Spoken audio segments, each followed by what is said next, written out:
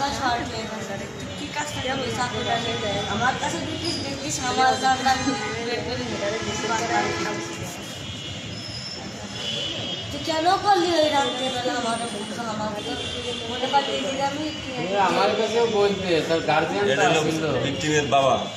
তার গার্জিয়ানটা আছে তাদের কাছে তো বলতে পারতে আমার ভালোবাসে বুঝছেন কিন্তু আমি তো সে এগুলো তো কথা বললে কি একজন নিয়ে যায় না ও আমার ফোন দিয়ে কয় কি ও দেখছি কোন জায়গা ও ফোন দিয়ে ওর খবরই নীতিগত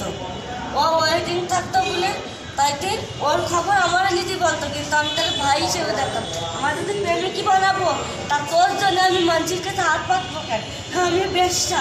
ঠিক আছে তোর জন্য আমি মানুষের কাছে হাত পাতবো কেন ভাই আমার 5,000 টাকা দেন ভাই 2,000 টাকা দেন ও লাইসেন্স করবে বলে আমাকে নেবে বুঝে আমি দুনিয়ার মানুষের হাতে পায়ে ধরেছি যেসব মানুষের কথা আমার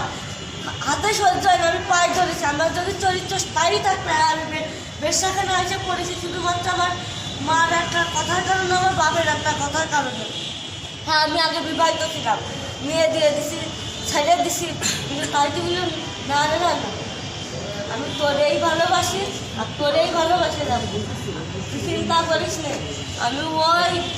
বাড়ির রাস্তায় রাস্তায় বিক্রি পারবো কিন্তু তোর জন্য বসে থাকবো কিন্তু একটা দুষ্কর্ম উচিত হয়নি তোরে